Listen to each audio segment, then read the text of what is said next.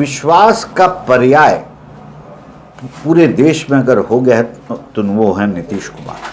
नीतीश कुमार सिर्फ मैं और हम के बीच में जीते, न उनके लिए उनकी पार्टी का महत्व है, न उनके लिए बिहार का महत्व है, न उनके लिए बिहार वासी के उन्नति का महत्व है। इस न्यूज के प्रायोजक हैं अफजल फर्नीचर। बिहार में बदले राजनीतिक समीकरण के बाद क्या लगता है भाजपा कितना मजबूती से इन लक्ष्यों को प्राप्त कर पाएगा? देखिए, भारतीय जनता पार्टी जो है व्यक्ति आधारित पार्टी नहीं है, संगठन आधारित पार्टी है, एक सोच है, एक आइडियोलॉजी आधारित पार्टी, इसलिए इसकी निरंतरता है। और जो व्यक्ति आधारित पार्टी होते हैं, और खास करके नीतीश कुमार सिर्फ मैं और हम के बीच में जीते, न उनके लिए उनकी पार्टी का महत्व है, न उनके लिए बिहार का महत्व है, न उनके लिए बिहार वासी के उन्नति का महत्व है।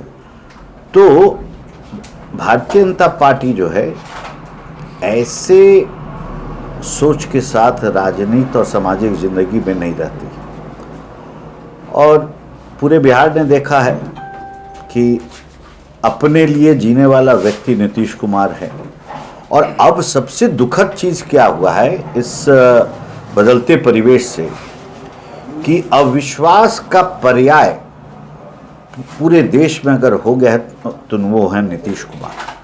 कल अगर व्याकरण में पढ़ाई होगा कि अविश्वास पर एक बच्चा को बोला जाएगा वाक्य बनाने, तो उदाहरण के रूप में पूरे देश में सिर्फ नीतीश कुमार ही लिखा जाएगा और कोई दूसरा उदाहरण नहीं। बड़ा सरल उदाहरण हो गया।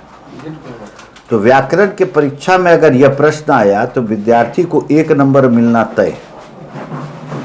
अविश्वास माने नीतीश कुमार। लेकिन बिहार की जनता क्या है कि एक देखिए, एक ये स्वतंत्रता सेनानियों की भूमि और विषय लेके यहाँ की जनता जो है, कहा जाता है कि आर्थिक रूप से पिछड़ा हो सकता है बिहार, लेकिन राजनैतिक रूप से इससे अगला कोई राज्य भारत में नहीं है।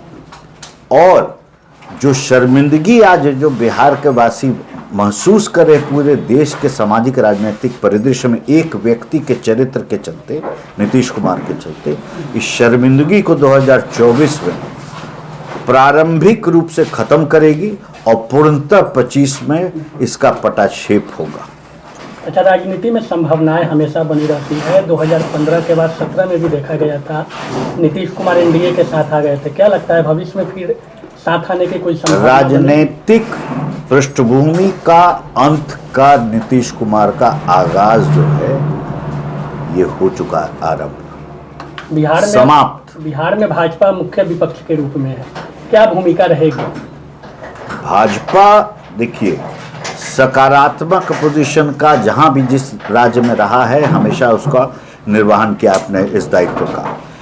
जो जनता की बातें हैं, आज ये स्थिति क्यों उत्पन्न हुई?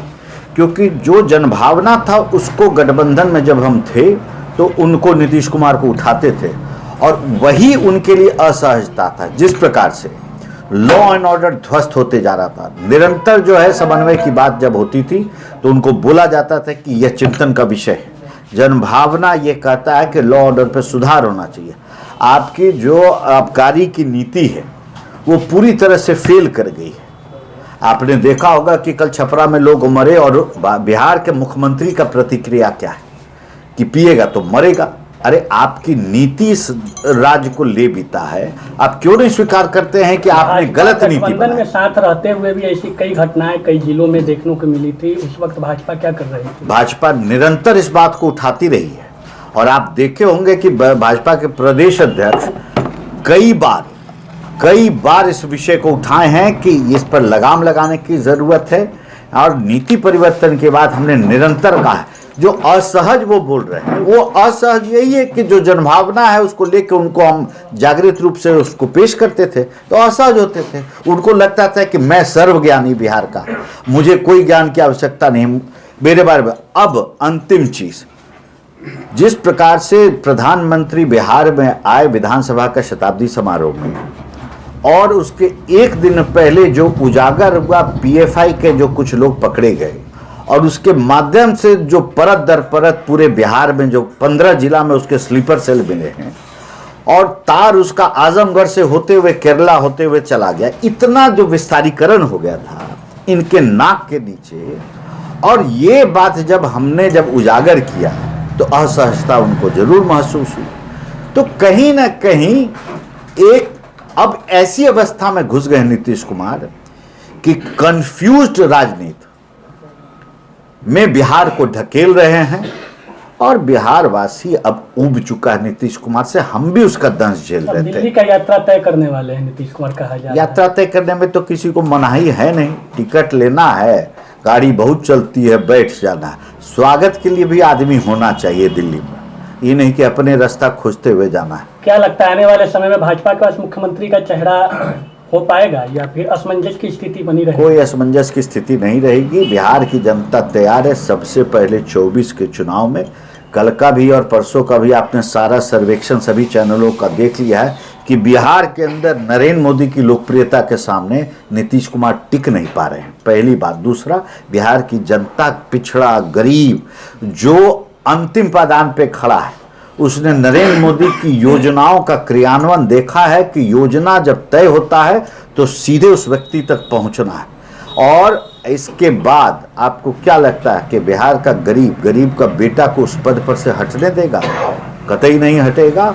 और प्रचंड बहुमत से इनको जो आईना है वो दिखाते हुए इस बार बिहार जो है नरेंद्र मोदी को दिल्ली पे फिर से स्थापित महंगाई बड़ी समस्या है, लोगों में जनभावना देखिए, महंगाई निश्चित रूप से एक बड़ी समस्या है और विश्व में हर देश में बढ़ गया है। हमारी कृपा है, भगवान की कृपा है, प्रधानमंत्री मोदी का नेतृत्व है कि भारत इस कठिन दौर से भी मजबूती से निकल रहा है। नहीं तो भारत के चारों तरफ अगर आप देखेंगे जितने देश हैं लगभग टूट चुके हैं। पाकिस्तान समाप्त आर्थिक रूप से, बांग्लादेश समाप्त आर्थिक रूप से, श्रीलंका समाप्त आर्थिक रूप से, नेपाल समाप्त आर्थिक रूप से।